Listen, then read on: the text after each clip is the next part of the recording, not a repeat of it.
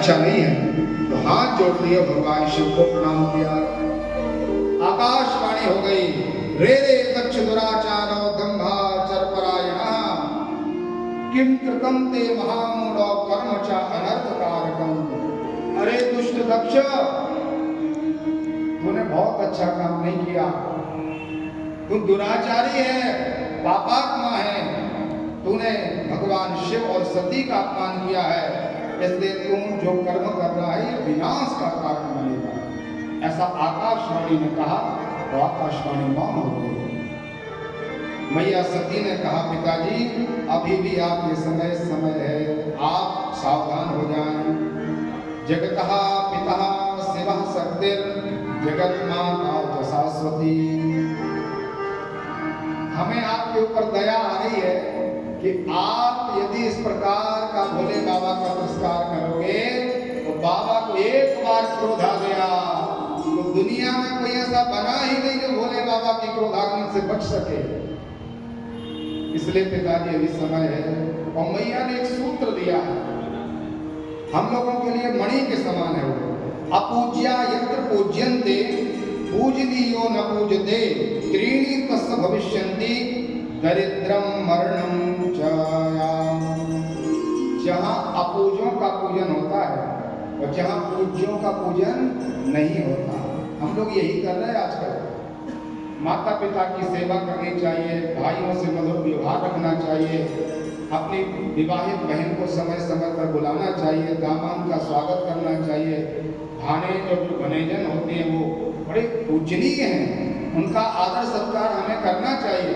और व्यक्ति इन लोगों से तो मुंह लग के बात नहीं करता, दूसरी जगह खूब हंसी मजाक करेंगे, निमंत्रण देंगे, डिनर पर बुलाएंगे, लंच कराएंगे, क्या नहीं कराएंगे, अपने माता पिता घर में घूम के बिठाले रहेंगे। और पिताजी ने एक बार कह दिया, अरे तो कुछ भोजन हो तो दे दो, तो कहते हैं तो आपको रात दिन भूख लगी रहती, कितना खिलाएं हम आपको। बहुत सावधानी रखना चाहिए जीवन में। भाई से आजकल व्यक्ति पता नहीं क्यों द्रोह करता है, अत्यंत द्रोह है।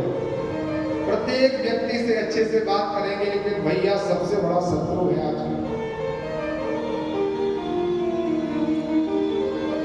लिखा है पुराण में कि जहां पूजक व्यक्ति का पूजन नहीं होता, जिनका आदर होना चाहिए उनका आदर अपन नहीं करते, और जिनका नहीं होना चाहिए उनका करते हैं, तो उस स्थान पर त्रीणि तस्य भविष्यन्ति, तीन कार्य उसके घर में होते हैं। दरिद्रम, घर की सुख शांति समाप्त हो जाती है, दरिद्रता का वास हो जाता है। दरिद्रता मतलब कलह, विपत्ति, कष्ट, गरीबी, मरणम, अनेक प्रकार का फिर अकाल मृत्यु आदि की प्राप्ति हो जाना, सुसाइड कर लेना या कोई भयंकर रोग हो जाना जिससे व्यक्ति की असमय में मृत्यु हो जाना, भयम तथा। और तीसरा, उनके घर में भय व्याप्त हो जाता है, तो शांति नहीं रहती। ऐसा वैसा हो सकता है, लेकिन यदि आप कहो कि सुख से एक दूसरों से बात कर लें प्रसन्नता से, तो ये नहीं है। हम लोग देखते हैं इस चीज को। सभी प्रकार के साधन हैं, साधन में कोई कमी नहीं है, लेकिन ऐसा व्यवहार घर में है कि व्यक्ति एक दूसरों से बात तक नहीं कर सकता। बेटा आ गया तो पिताजी शांत हो गए, पिताजी आ गए तो बेटा शांत चला गया। आजकल तो व्यक्ति विचार करते हैं कि अब वो ऐसा व्यवहार हो गया, क्या करें। पिताजी यदि बहुत अच्छे आचरण वाले नहीं है तो घर वाले विचार करते पिताजी घर से बाहर ही रहे तो अच्छा है, आएंगे तो मतलब करो।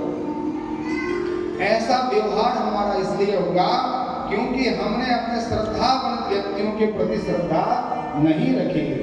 तो मैया सती कहती है कि जो पूजनीय भगवान शिव हैं उनको आप नहीं बुलाओगे, और छोटे छोटे से राहु केतु आदि सोने के सिंहासन पर बैठे हैं, आपका विनाश हो जाएगा। बिल्कुल भी कोई चेतना जैसी दिखी नहीं।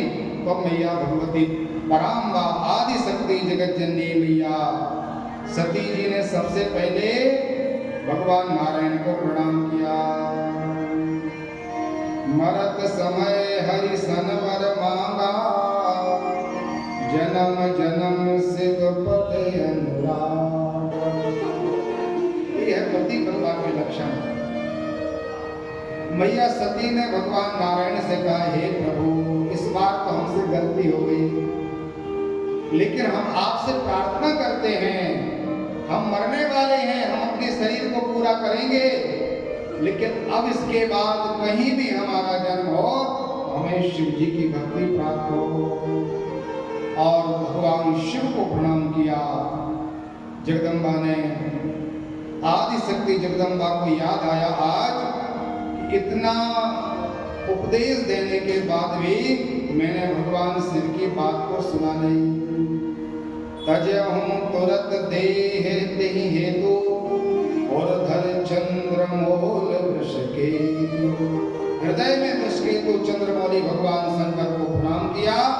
तत्काल जगदम्बा ने योग अग्नि में अपने शरीर को भस्मसात कर दिया। बोलिए सती महारानी की जय।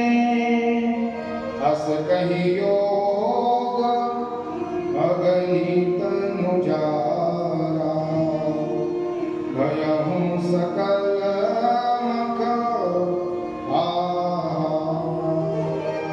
बड़े बड़े देवता परास्त हो गए, हाहाकार होने लगा। शिव के गणों ने क्रोध किया और देवता उनके ऊपर चढ़ाई की।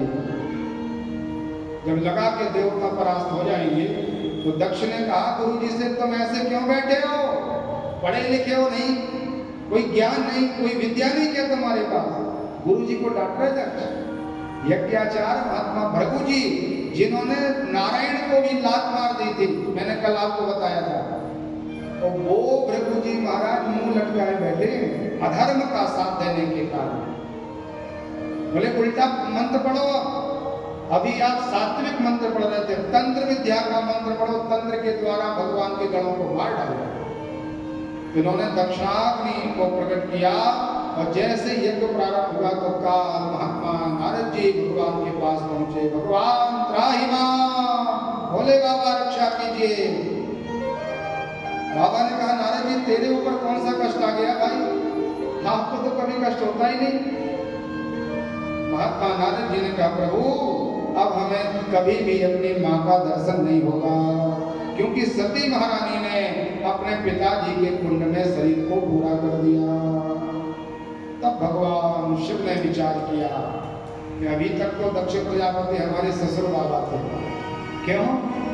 क्योंकि सती जब तक है तब तक उनका संबंध है ससुर का, और जब सती ही नहीं रही तब तो हमारा कोई संबंध नहीं बचा। और भोले बाबा ने एक जटा में से एक माल निकाला, धड़ाम से पृथ्वी पर लगाया तो वीरभद्र भगवान प्रकट हो गए। बोलिए वीरभद्र भगवान की।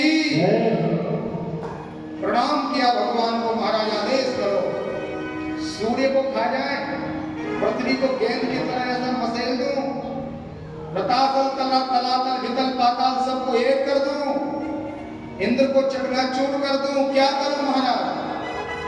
भोले बाबा ने कहा, यज्ञ विध्वंस जाए तिनकी ना जाओ, तुम दक्ष का यज्ञ विध्वंस कर दो। आदेश पाना था केवल, और आदेश मिलते ही महाराज शिव महापुराण में लिखा हुआ है, बड़ी बड़ी कात्यायनी, काल रात्रियां, कृत्यां, योगिनियां, डाकनी, साकनी, प्रत्येक, प्रेत, पिशाच और बड़े बड़े बड़े वीर भगवान के सामने प्रकट हुए, बाबा को प्रणाम किया। काली कात्यायनी ईशानी चामुंडा मुंडमर्दने, भद्रकाली तथा भद्रा त्रिका वैष्णवी तथा कृत्याएं नाचने लगी। वीरभद्र को प्रणाम किया, महाराज आदेश करो। तो शिव महापुराण में लिखा है, एक सेनापति के साथ 7 साल करोड़ सेना चली, एक व्यक्ति के साथ। जैसे केवल वीरभद्र भगवान है तो इनके साथ 10 करोड़, एक राक्ष नाम के भगवान के गण हैं, इनके साथ 8 करोड़, विशाख नाम के रुद्रगण इनके साथ 64 करोड़, विष्णुवी नाम के एक महात्मा है जिनके साथ 58 करोड़, गणेश्वर भगवान गणेश जी के साथ 10 करोड़ सेना चली, विकृत नाम के गण के साथ 9 करोड़ सेना का आश्रय हुआ। अरबों खरबों में भगवान शिव के गण चले, मानो अंधेरा जैसा हो गया, सूर्य का तेज शांत हो गया और विशाल गर्जना करते हुए हर हर महादेव चारों तरफ से जब महाराज दक्ष के यज्ञ के पास आए तो यज्ञ नारायण भगवान ने विचार किया, ये भगवान नारायण है साक्षात, 24 अवतार है यज्ञ नारायण। इन्होंने विचार कर पिटाई का समय आ गया, इसलिए अपन निकल चले। तो यज्ञ भगवान पशु का रूप लेकर मृग का रूप बनाकर अथर्ववेद का जो दरवाजा रहता है पीछे का, वहां से जाने लग गए। वीरभद्र ने कहा महाराज रुक जाओ, अरे आए हो तो सबको प्रसाद मिलेगा, प्रसाद पाके ही जाओ, पूर्णाहुति होगी तो सबको भंडारा बटेगा, तो वो भंडारा आज अलग प्रकार का मिलेगा, लेकिन मिलेगा सबको। सब देवता चित्रवत बैठे रहे और वीरभद्र ने कोप किया, चारों तरफ से यज्ञशाला को घेर लिया। अनेक प्रकार के महात्माओं ने अपनी कल्पनाएं की कि आखिर ये हुआ कैसे है, क्या बात है भाई। अभी प्रलय का समय नहीं है, प्रलय जैसी स्थिति बन गई है। कोई अनैतिक राजा का राज्य नहीं है जिससे कोई दुर्भिक्ष और चोर डाकू आदि आ जाए, ऐसा कोई विपरीत समय नहीं, सत्यों का समय है, बढ़िया आनंद चल रहा है। तो ये सब हुआ कैसे? तब कुछ महात्मा जो चुपे बिल्कुल शांत बैठे थे, कई लोगों की इच्छा होती है बोलने की लेकिन बोलते नहीं है। अब उनकी वाणी प्रफुल्लित हो गई, बोले महाराज ये साक्षात रुद्र का क्रोध आ रहा है, भोले बाबा का जो आपने अपराध किया है, बाबा ने क्रोध रूपी विशाल सैन्य शक्ति को भेजा है, अब कोई बचने वाला नहीं है। चारों तरफ से भगवान के गण खड़े हो गए। सबने देखा कि महाराज बड़ी सुंदर सुंदर खीर बनी है, अच्छे सुंदर सुंदर मेवा मिष्ठान रखे, हलवा पूरी आदि बनी है। तो सबको लगा कि ये बहुत जल्दी मिलते नहीं है, हम लोगों को भूत प्रेत को नहीं मिलती ये चीज, तो आप थोड़ा सा पहले पालें, उधर की तृप्ति करें, छक करके भोजन करें तृप्ति पूर्वक, फिर लड़ाई करेंगे। तो बड़े बड़े कुंड बने थे खीर आदि के, उसी कुंड में हर हर महादेव कुएं जैसे कूदते हो, पूरे शरीर में लगा के भस्म जैसे ही निकल आते। अब और विकृत हो गए भगवान के गण। दक्ष ने कहा महाराज मार डालो इनको। तो वीरभद्र जी आए, वो कहा तुम्हें लज्जा नहीं आती? एक व्यक्ति के अपराध करने के कारण कितने व्यक्तियों को दंड मिल रहा है, तुम कितने निर्लज्ज हो। अब तुम जैसे दुष्टों के लिए जीना नहीं चाहिए, जो अपराधी है उसको अपराध का दंड मिलना चाहिए। तो तत्काल वीरभद्र जी ने जैसे अपन कपड़े को निचो देते हैं, ऐसे ही भगवान वीरभद्र ने दक्ष को हाथ में लिया। देवताओं का अधिपति है, प्रजापतियों का राजा है दक्ष, लेकिन अधर्म का साथ देने के कारण कोई बोल नहीं पाया। और तत्काल सिर को धड़ से अलग किया, उसी कुंड में स्वाहा हाहाकार होने लग गया। आचार्य जी से कहा कि महाराज तुम ऐसे आचार्य बने हो कि शिव जी को बुलाए नहीं, यज्ञ कर रहे हो, एक झटका दाढ़ी में लगाया तो पूरी दाढ़ी निकल आई और रक्त निकलने लग गया इनके शरीर से। ऊखारी से जो हंस रहे थे सती के सामने, तो महात्मा वीरभद्र ने मुष्टिक प्रहार किया और पूरे दांत इनके पेट में ही चले गए, पता नहीं चला बत्ती से कहां गई। और जिसने जैसा अपराध किया था वैसा फल भगवान के गणों ने प्रदान किया। अब तो महाराज यज्ञ जैसा नहीं, यज्ञ एक शमशान की भूमि की तरह हो गया, मरघट का स्थान बन गया, रुंड मुंड पड़े हुए हमारे। यज्ञ का यजमान ही चला गया, विचार करो। आचार्य के लिए भी पीड़ा हो गई। देवताओं ने विचार किया, यह तो संकल्प लेना नहीं चाहिए, और संकल्प लिया है तो उसकी पूर्ति अवश्य होनी चाहिए। हम लोग कई बार कुछ भी बोल देते हैं भाव में आके, बोलते कि नहीं बोलते?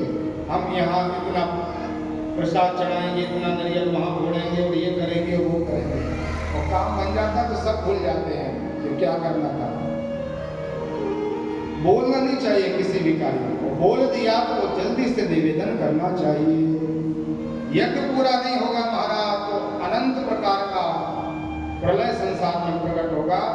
इसलिए भगवान शिव की शरण ग्रहण करें। तो सभी देवता इकट्ठे हो गए और समझते हैं, वो जानते हैं कि शिव जी का इतना अपराध किया हम लोगों ने, फिर भी भगवान कृपा कर लेंगे। तो समस्त देवता हाथ जोड़ करके कैलाश पर्वत पहुंचे तो भगवान की स्तुति करने लगे। बोलिए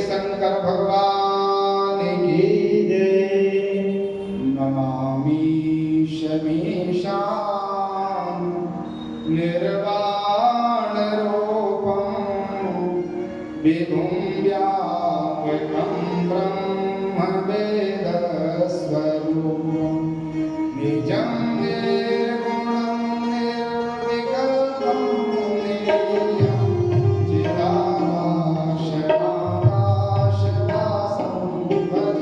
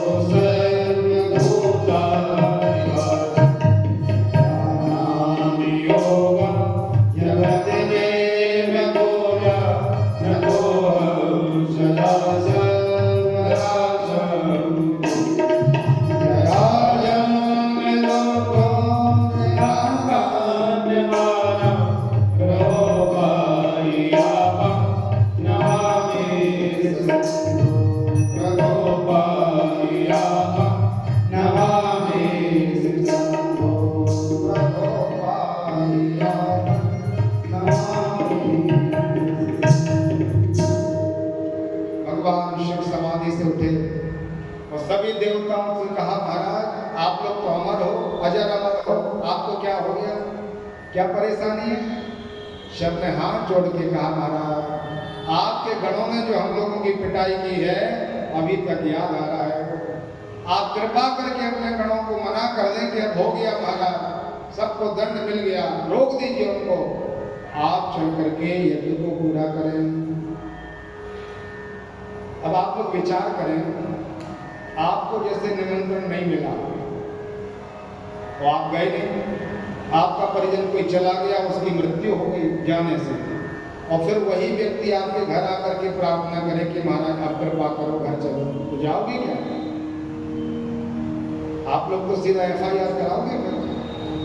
और भोले बाबा की कृपालुता देखो आप लोग, सती की मृत्यु हो गई, जाति अपमान के समान दुनिया में कोई बड़ा अपमान नहीं है। समूह से बहिष्कृत किया जाए, इससे बड़ा क्या अपमान है? जितना उपाय था सभी प्रकार का उपाय दक्ष ने किया भगवान का अपमान करने का, लेकिन जब सबने भाव से प्रार्थना की, भोले बाबा ने कहा कोई चिंता नहीं, मुझे ना तो बहुत प्रसन्नता होती है अपमान में और ना कोई दुख होता है। तुम लोग ऐसा करो, उत्तर दिशा चले जाओ और जो भी नवजात शिशु मिल जाए, अभी अभी जिसका जन्म हुआ हो, उसको पकड़ के ले आओ। बाबा का आदेश हुआ, भगवान के गण पहुंचे और संयोग से बकरी ने एक छोटे से बकरे को जन्म दिया था। देवताओं ने विचार किया, बाबा ने कहा था जो भी मिल जाए सो ले आओ, उसी को लेकर के शावक को लेकर चले आए और भोले बाबा सीधे यज्ञ मंडप में पहुंचे। बोलिए यज्ञ नारायण भगवान की जय हो। भगवान शिव ने देखा, करुणा अवतार है ना, कर्पूर गौरम करुणा अवतार, करुणा के अवतार है भगवान। तो देखा रुंड मुंड पड़े हुए दक्ष का ससुर बाबा का शरीर तो पड़ा है, लेकिन ससुर का सिर तो दिखाई नहीं दे रहा। बाबा को बड़ी दया आई, तो वही बकरे का जो भाग लाए थे, भोले बाबा ने एक दूसरा शरीर लगाया तो बकरे को भी जिंदा कर दिया। और बकरे का जो वो शरीर का सिर था, वो सिर अपने ससुर बाबा के धड़ में लगवाया और बाबा ने एक बार देखा, मृत्युंजय महादेव त्राहि मां शरणं गतः। महामृत्युंजय भगवान शिव हैं, जिनकी दृष्टि में अमृत है। और जो बाबा ने प्रेम से अपने ससुर बाबा को देखा तो तत्काल जिंदा हो गए। और दक्ष ने जब जिंदा होकर के देखा कि बाबा तो यही सामने खड़े, इनकी कृपा से जिंदा हो गए, तो हाथ जोड़ लिया और सुंदर स्तुति भगवान शिव की गाई गई। दक्ष के द्वारा जो स्तुति गाई गई है, अत्यंत महत्वपूर्ण स्तुति है। सभी प्रकार के मनोरथों को प्रदान करने वाली स्तुति है। लेकिन जैसा हम आप बोलते हैं ऐसा बोल नहीं पा रहे थे। बाबा ने कहा कोई बात नहीं, यज्ञ पूरा हो। तो प्रमुख यजमान दक्ष के हाथ में पूर्णाहुति पात्र दिया गया और सब देवताओं से भगवान ने कहा, आचार्य मंत्र पढ़ो, पूर्णाहुति करो यज्ञ की। तो भृगु जी ने हाथ जोड़ते बोले, महाराज अब मंत्र मंत्र कुछ आता नहीं है, आपके वीरभद्र ने अच्छे से हमारा चिकित्सा की है, खूब दवाई दी है उन्हें, अब कृपा करके आप ही मंत्र पढ़ दो पूर्णाहुति का। तो भगवान शिव की डमरू से सभी प्रकार के मंत्र, संगीत के स्वर, इतिहास, वेद, पुराण सब बाबा के यहाँ से निकले हैं। भोले बाबा ने पूर्णाहुति मंत्र प्रारंभ किया और यज्ञ की मर्यादा है, एक बार आचार्य बोलते हैं सूर्याय स्वाहा, तो यजमान क्या बोलता है उत्तर में? स्वाहा बोलते हो आप? ऐसे ही भगवान शिव ने मंत्र पढ़ा और कहा स्वाहा। तो ससुर बाबा का मुंह तो लगा था बकरे का, तो बकरे जैसे ससुर बाबा मिमियाने लगे, कुछ आवाज अलग प्रकार की निकली स्वाहा की। तो भोले बाबा को बड़ी हंसी आ गई और बाबा ने मन में विचार किया कि देखो तो भाई, जो नीति का अतिक्रमण करता है, जो धर्म का अतिक्रमण करता है, वो मेरा ससुर और देवताओं का भी प्रजापति क्यों ना हो, उसकी भी इस प्रकार की गति हो जाती है। इसलिए धर्म का अतिक्रमण हमें नहीं करना चाहिए। वेद विरुद्ध आचरण करना अनेक प्रकार के नरकों की यात्रा है। हंसी से आगे भगवान को, तो पंडित जी लोगों ने विचार किया कि जब ऐसे स्वाहा बोलने से हंसी आई भगवान को, तो अपन भी ऐसे ही बोलेंगे। तो उसके बाद फिर भगवान के अभिषेक में जो आप लोग बम बम बम करते हो, स्वर निकालते हो मुंह बजा के, वही उनके ससुर बाबा की याद दिलाते हैं हम सब कि बाबा उस समय आप प्रसन्न हुए थे, ऐसे मेरी पूजा में भी आप प्रसन्न हो जाइए।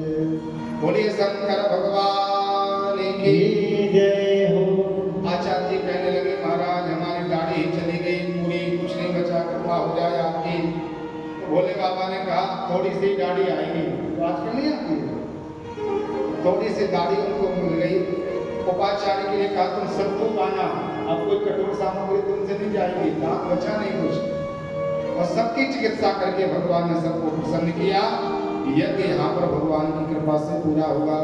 देवताओं ने कहा महाराज पहले तो आप आए नहीं थे, बाद में आए हो, इसलिए जो भी बचा हुआ सामग्री है पूरी सामग्री पर भगवान शिव का अधिकार। उस समय से ये प्रतिज्ञा हुई, यज्ञ के प्रत्येक वस्तु पर भोले बाबा का अधिकार हो गया।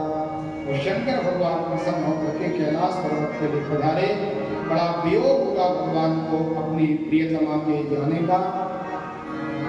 सर्वत्र भगवान उन्मत्त घूमने लग गए, कभी चिता की भस्म लगाते हैं, कभी सती के उस विग्रह को अपने कंधों पर धारण करते हैं। जहां जहां से भगवान निकले वहां सती का कुछ कुछ भाग गिरा, इसलिए सती जी के जहां जो चिन्ह गिरे हैं वही शक्ति पीठ स्थापित हो गया। और 51 जो शक्ति पीठ है वो मैया सती का ही शरीर विग्रह है। भोले बाबा ने भक्ति का आश्रय लिया और काकुसुंड आदि के यहाँ जाकर के भगवान का भजन करने लगे। एक बार भगवान की भक्ति में आकर के देवताओं ने प्रार्थना की, प्रभु अब आप मर्यादा का आश्रय लें, हम लोगों के ऊपर कृपा करें। भगवान ने कृपा की और यहाँ पर जो सती महारानी ने अपने देह को विसर्जित किया है, उन्होंने भगवान की कृपा से पार्वती के यहाँ जन्म लेने का संकल्प लिया। बड़ी सुंदर कथा है शिव महापुराण की। हम सब लोग सती खंड को यहाँ पर प्रणाम करें। इस दिव्य सती खंड को जो श्रवण करते हैं, लिखा प्रसीद मुनि शार्दूलम शिवभक्तस्त्रो मणि प्रसीद परमेशान दुर्लक्षे दुर्जने सह यायदं कीर्तये नित्यं वादं चुप्पीमा भयो विद्वान् देहान्ते ब्रह्मलोकामाप्नुयात्। जो शिव और सती के चक्र का श्रवण करते हैं उनके सभी प्रकार के अमंगल समाप्त हो जाते हैं, सुख की प्राप्ति होती है, यश बढ़ता है, पुत्र पौत्र आदि की वृद्धि होती है। और यदि किसी का कार्य बार बार पुरुषार्थ करने के बाद भी सफल नहीं हो रहा तो वो इस कथा को सुने, कथा को पढ़ें, स्मरण करें तो उनके अधूरे कार्य भगवान शिव की कृपा से पूरे हो जाते हैं। बोलिए शंकर भगवान की जय हो। अब हम सब लोग सीधे माँ पार्वती को प्रणाम करें। एक बार क्या हुआ, पितरों की 3 कन्याएं हैं। पितर देवता है ना जो अपने, पितृलोक अलग बना। और जब हम सत्कर्म करते हैं तो हमें अपने पितर ऊपर मिलते हैं, ऐसा पुराणों में लिखा है। उन पितरों की कन्या का नाम है धन्या, मैना और कलावती। ये 3 कन्याएं हैं।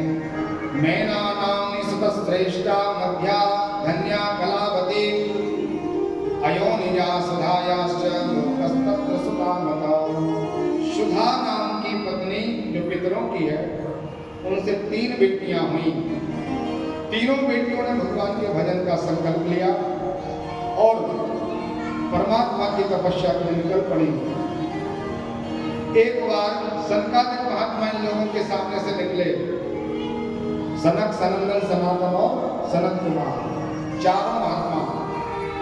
इन कन्याओं ने महात्माओं को प्रणाम नहीं किया, न तो हाथ जोड़ करके प्रणाम किया, न सिर झुका करके प्रणाम किया और न मन से प्रणाम किया। मन की भी विधि होती है, मन से प्रणाम किया जाता है। यदि कोई भी अतिथि आ जाए और आप कितने भी बड़ी कार्य में क्यों ना हो, हमें प्रणाम करना ही चाहिए, ये परंपरा है। तो ऋषियों ने विचार किया कि इन कन्याओं ने धर्म का अतिक्रमण किया, मर्यादा का पालन नहीं किया, इसलिए इनको शिक्षा देनी चाहिए। और सावधानी से सुनना। कई बार क्या होता है, जैसे अपन पूजा में बैठे और पूजा में बैठे उसी समय गुरु जी आ जाए तो अपन क्या समझते हैं, पूजा में बैठे तो गुरु जी से क्या बात करें, ऐसा लगता है कि नहीं। और कोई भी घर में आ जाए तो वो कुछ नहीं, बैठे हैं पूजा में। तो आजकल तो हम लोग ऐसा भी देखते हैं कि उनके घर में पूजन को जाओ, वो सोफा पर मोबाइल चला करके बैठे हैं। उनको इतनी मर्यादा का ज्ञान नहीं कि कोई अपने घर में आ जाए तो यही बोल दें कि आइए बैठिए, ये कुछ भी, ये बहुत बड़ा दोष है। इस प्रकार का दोष जो है ना, हमारे पुण्यों को समाप्त कर देता है। कथा प्रमाण है, जब ये तीनों कन्याएं नहीं थी तो महात्माओं ने कहा, अरे दुष्टाओ, तुम लोगों को अपने जब पूजा पाठ का इतना अभिमान हो गया, हम जैसे महात्माओं को देख करके तुमने दंडवत नहीं किया, प्रणाम नहीं किया। और यदि तुम अपने आप को बड़ा मानती हो तो हम तुम्हें श्राप देते हैं। चारों महात्माओं के मुंह से निकल गया, जाओ तुम स्त्री के रूप में, जड़ रूप में, मनुष्य में जन्म ले जाओ, तुम्हारा शरीर मनुष्य का होगा और अनेक प्रकार से कष्ट की प्राप्ति होगी।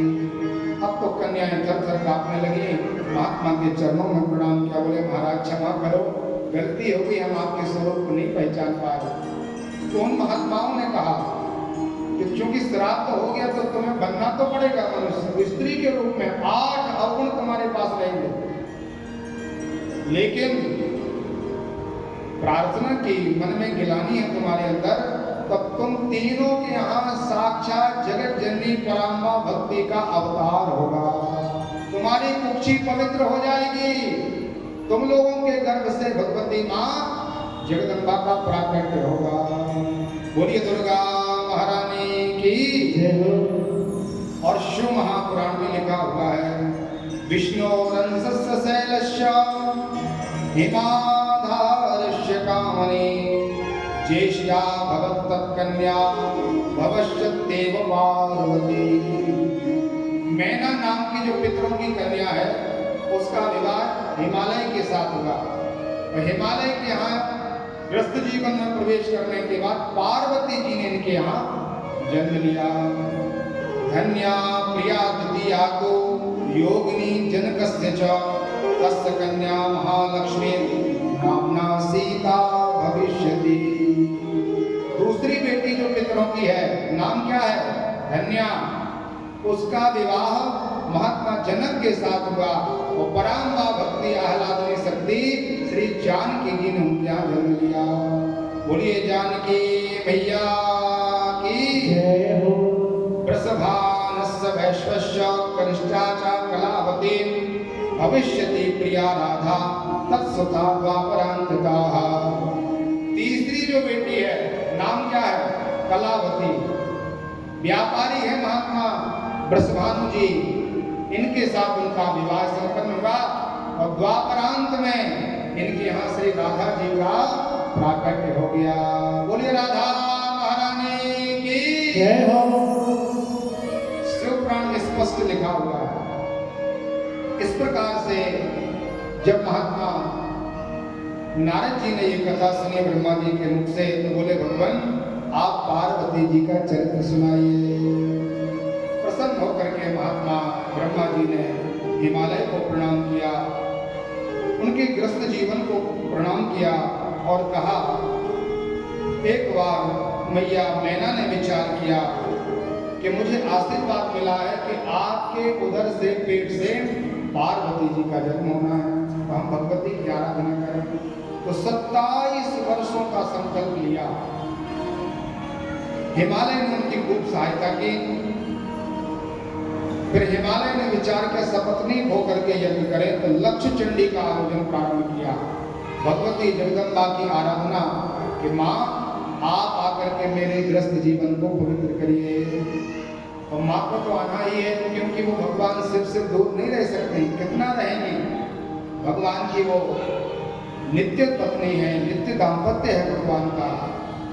तो वही सती जिन्होंने अपने पिताजी के यज्ञ में शरीर को पूरा किया, आकाशवाणी में मैया ने कहा, हे हिमालय राज, हे माँ मैना, आपका जो प्रिय संकल्प है वो मुझे बताइए।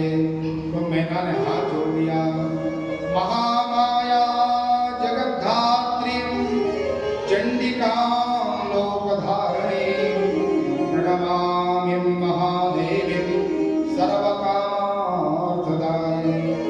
हे माँ, आप महामाया हो, जगद्धात्री हो, चंडिका हो, लोकधारिणी, संपूर्ण लोक परलोकों को धारण करने वाली हो। आप यदि हमारे ऊपर प्रसन्न हैं तो 2 वरदान चाहिए आपसे। माँ ने आकाशवाणी में कहा कि वरदान मांगो। इन्होंने कहा, प्रथम सत्पुत्रा में भवन्तु जगदाम्बिके।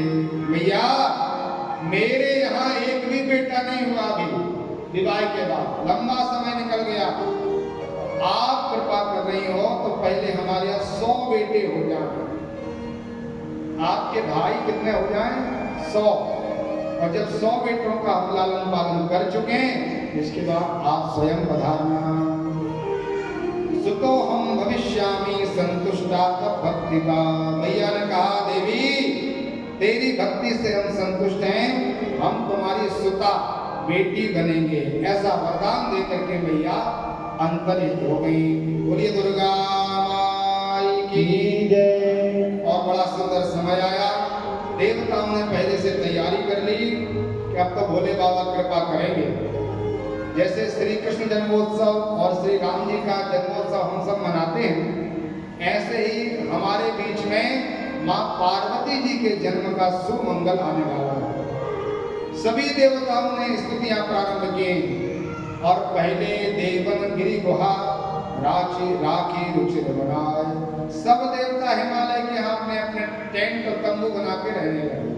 जैसे प्रयाग में व्यक्ति अपना आश्रम बना लेता है, पहले से सब देवता आ गए और यत्र तत्र सब ने वास किया कि हम सबको जगदम्बा का दर्शन होगा।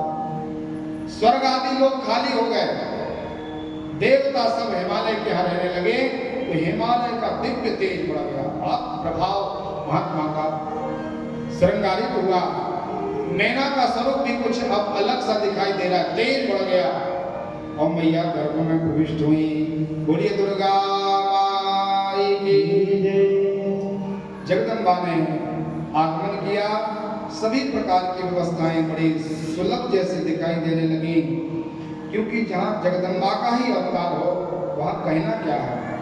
सदा समन फल सहित सब द्रुम नवना जात, प्रगति सुंदर शैल पर मणिया कर बहुभान। सभी मणिया रत्न मणि माणिक आकर के प्रकट हुए।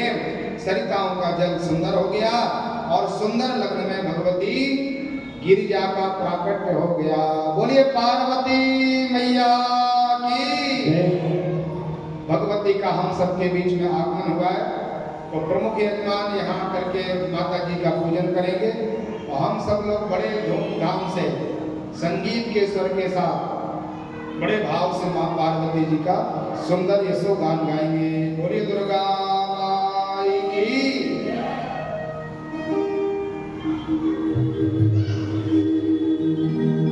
मैया के जन्म की बधाई लेने आए सब नर नारी।